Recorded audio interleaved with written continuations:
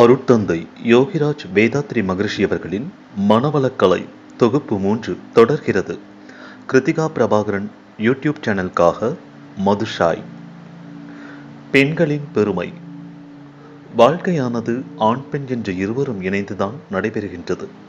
இந்த உலகில் எல்லோருக்குமே இந்த 2 பேர் கூட்டுறவில்தான் பிறவி தோன்றுகிறது. என்றாலும் கூட ஒரு சில காரணங்களால் உலகெங்குமே ஆண்கள் மேலோங்கவும் பெண்கள் கீழாக மதிக்கப் பெறவும் ஒரு நிலைமை ஏற்பட்டது. தொடக்க காலத்தில் அதற்குரிய காரணம் இருந்தது.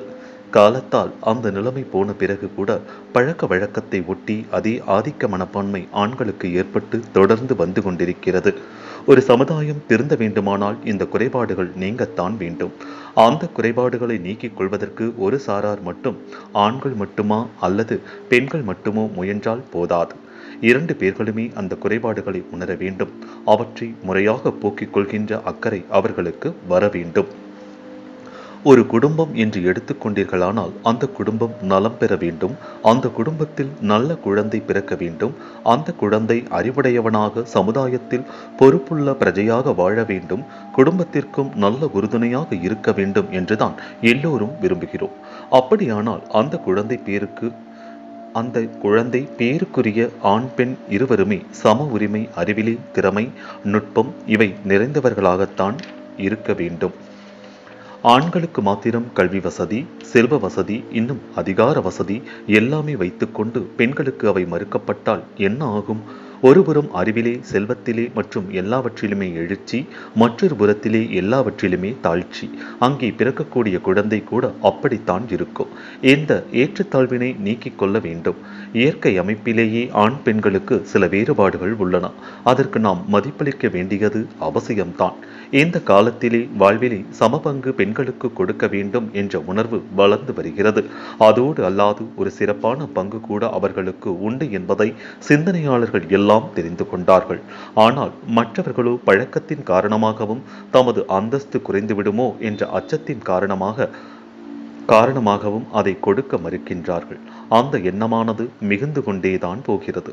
உண்மையிலே ஒரு குழந்தை அறிவுடையவனாக, திறமையுடையவனாக, நல்ல மகனாக வர வேண்டும் என்றால் ஆணும் பெண்ணும், தாயும் தந்தையும் சரிநிகர் சமானமாக சுதந்திரத்தோடு அறிவு சுதந்திரத்தோடு இருக்க வேண்டும்.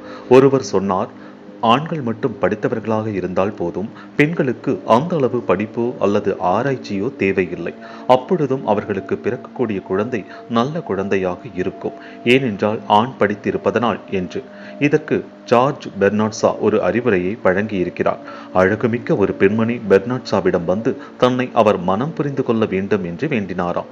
ஏன் இந்த அக்கறை என்று கேட்டபோது, உங்கள் அறிவு மிக மிக சிறப்புடையது, உலகம் போற்றத்தக்கதாக அமைந்திருக்கிறது, எல்லாரும் பாராட்டுகிறார்கள்.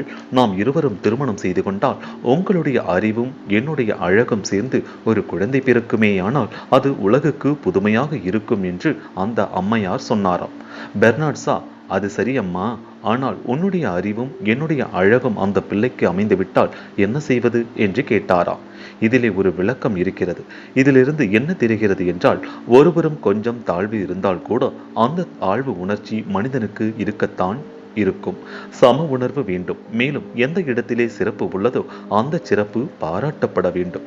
எல்லோருக்குமே ஒரு சந்தேகம், எப்படி ஆணுக்கு பெண் அடக்கம் என்ற கருத்து ஏற்பட்டது என்ற ஒரு சிந்தனை இருக்கலாம். பிரபஞ்சத்தில் உலகம் தோன்றி வந்த பொழுது முதலில் காற்று உருண்டையாக தொடங்கி பிறகு தண்ணீர் உருண்டையாகத்தான் அது ஆரம்பத்தில் இருந்தது. இவ்வாறு நீர் உருண்டையாக இருந்த ஒரு உலகத்திலே நடுவிலே தோன்றிய நிலமானது சிறுக சிறுக வெளிவந்த போது வெப்பத்தினால் எரிமலை போன்ற ஒரு காரணத்தினால் மேலே துளைத்து கொண்டு வந்தபோது அதுதான் மலை பிரதேசம் ஆனது. அதைத்தான் குறிஞ்சி நிலம் என கூறுகிறோம். மலைகளான குறிஞ்சி என்பதுதான் முதலில் தோன்றிய நிலம். அந்த குறிஞ்சியில் மழை பெய்து அதிலே இருந்து மண் கரைந்து மலை மண்ணாக மாறிய நிலம் காடு என்று இப்பொழுது நாம் சொல்லக்கூடிய முல்லை அமைந்தது. அதிலேயும் நுண்ணிய மணல் சிறுக சிறுக சேர்ந்து இன்னும் கீழே சென்றபோது உணவு பயிர்கள் விளையத்தக்க மருதம் என்பது தோன்றியது. அதனால்தான் குறிஞ்சி, மருதம் இவற்றிற்கிடையே உள்ள முல்லை எனும் நிலத்தில் வாழும் மக்களை இடையர்கள் என்று சொன்னார்கள். இடையர் என்றால் இடை நிலத்திலே வாழ்பவர்கள். அதற்கு மேலாக 2 வகையான நிலங்கள், கடல் பிரதேசம், பாலைவனம் என்பவை ஆக 5 வகை நிலங்கள் தோன்றியிருந்தன. தாலியின் வரலாறு. மலை பிரதேசத்தில்தான் முதல் மனிதன் வாழத் தொடங்கினான். மலை, காடு இந்த இடங்களிலேயும் 2 வித ஆபத்து மனிதனுக்கு உண்டு. எப்பொழுதுமே கொடிய விலங்கினங்கள் அங்கு வாழும். மனிதன் அவற்றிடமிருந்து தன்னை பாதுகாத்தும் அவற்றை எதிர்த்தும் போராடி வென்றும் தான் வாழ வேண்டும்.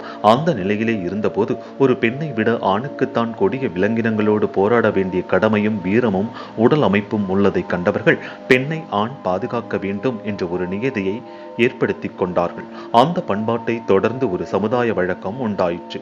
அப்படி ஒரு பெண்ணை ஆண் விலங்குகளிடமிருந்தோ அல்லது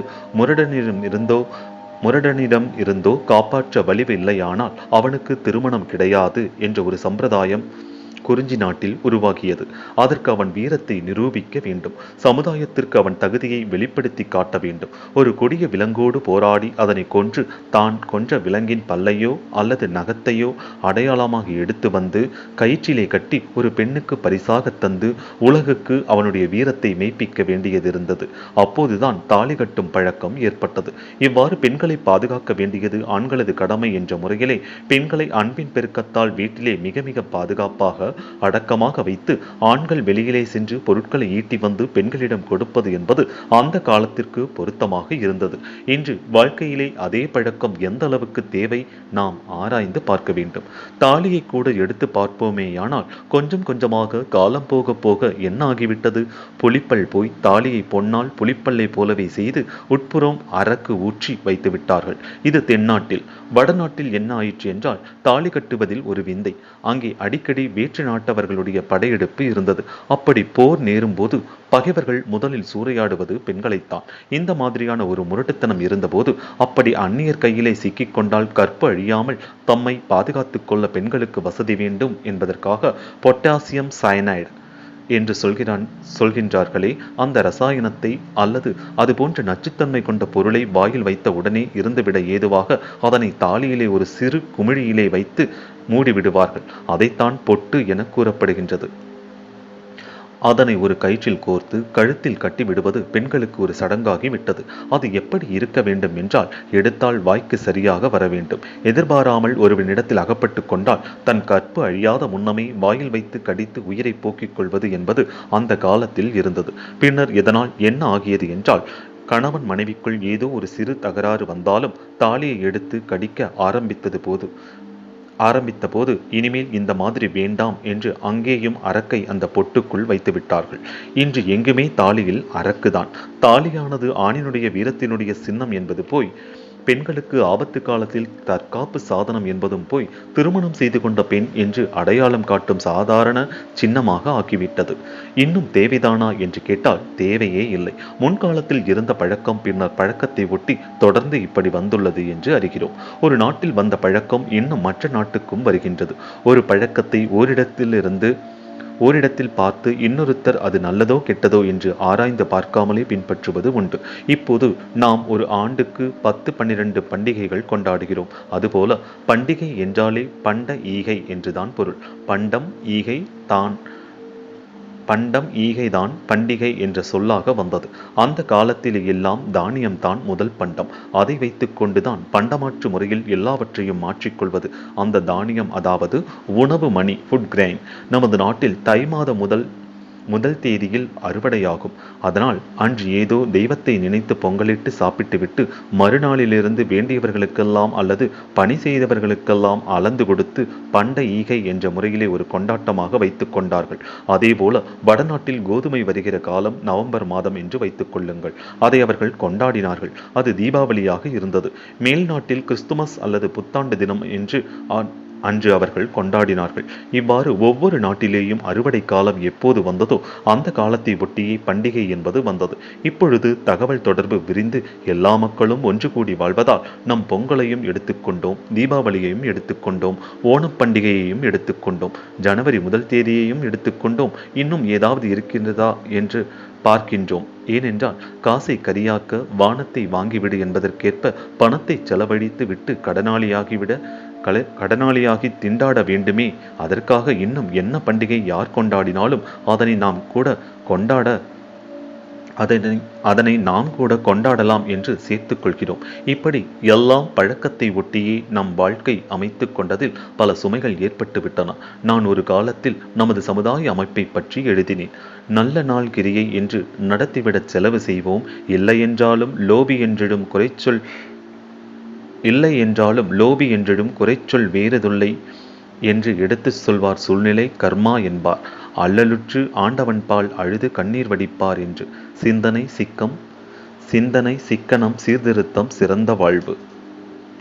இப்படியெல்லாம் ஒருவர் மற்றொருவரை பார்த்து பல வேண்டாத சடங்குகளை கூட்டிக் கொண்டோம். சரி, நம்மிடம் பணம் கையில் இல்லை, நாம் ஒன்றும் வாங்க வேண்டாம், இந்த பண்டிகையை விட்டுவிடலாம் என்றாலும் அக்கம் பக்கத்தில் உள்ளோர் நீ கொண்டாடவில்லையா என்று கேட்டு அழுத்து போய் அதற்காக வேண்டியே ஏதாவது செய்ய வேண்டியதாகிறது. இம்மாதிரியான பழக்க வழக்கங்கள் இடையிலே அகப்பட்டு கொண்டிருக்கக்கூடிய ஒரு காலத்திலே என்ன வேண்டும் என்றால் சிந்தனையாற்றல் நிச்சயமாக வேண்டும். இந்த சிந்தனையாற்றல் இரண்டு இடத்திலே இருந்தும் வர வேண்டும். ஆண்களிடத்தும் வர வேண்டும், பெண்களிடத்திலுமிருந்தும் வர வேண்டும். ஆண்களுக்கும் பெண்களுக்கும் சிந்தனையாற்றல் பெருகிய பிறகுதான் சிக்கனம், அதனைத் தொடர்ந்து சீர்திருந்திய சிறந்த வாழ்வு எல்லாம் வரும். திருமண வாழ்த்தாக நான் என்ன வாழ்த்துகின்றேன் என்றால், சிக்கனமும் சிந்தனையும் சிறந்த பண்பும் சீர்திருத்தமுடன் வாழும் துணிவும் கொண்டு எக்கணமும் இருவருமே பிறர் உள்ளத்தில் எழுகின்ற உணர்ச்சிகளை கூர்ந்து உணர்ந்து அக்கணத்தின் சூழ்நிலையை பயனாய்க் கொண்டு ஆராய்ந்து எதிர்விளைவை கணித்து கொண்டு மிக்க நலமுள வழியே செயல்களாற்றி மேலான அறவழியில் வாழ வேண்டும் என்றுதான். சிக்கனம் என்பதை முதலில் வைத்திருக்கின்றேன், சிந்தனையை அதற்கு அடுத்து வைத்திருக்கின்றேன். ஆகவே இந்த முறையிலே அந்த சிக்கனம், சிந்தனை, சிறந்த பண்பு, சீர்திருத்தமுடன் வாழ்வு, துணிவு இவை வேண்டும். அப்படி வேண்டுமானால் குடும்பத்தில் ஒருவர் மட்டும் சிக்கனம், சிந்தனை, சீர்திருத்தம் என்று இருந்தால் போதுமா? போதாது. இதை உணர்ந்து ஒத்துக்கொள்ளக்கூடிய இருவரும் தெரிந்து கொள்ள வேண்டும். அப்பொழுதுதான் குடும்பத்திலே அமைதி இருக்கும், சீர்திருத்தம் பரவ முடியும், சிக்கனம் நிலைக்க முடியும், நலம் பெற முடியும். எனவே அந்த முறையிலே சிக்கனம், சிந்தனை, சீர்திருத்தம் இவை எல்லாம் குடும்பத்திலே நிலவ வேண்டுமானால் அந்த சிந்தனையாற்றல் பெருகுவதற்கு மனவளம்தான் வேண்டும். மேலும் மனவளக்கலை பற்றி அறிந்து கொள்வோம் நண்பர்களே, காத்திருங்கள். மனவளக்கலை தொகுப்பு 3 தொடரும்.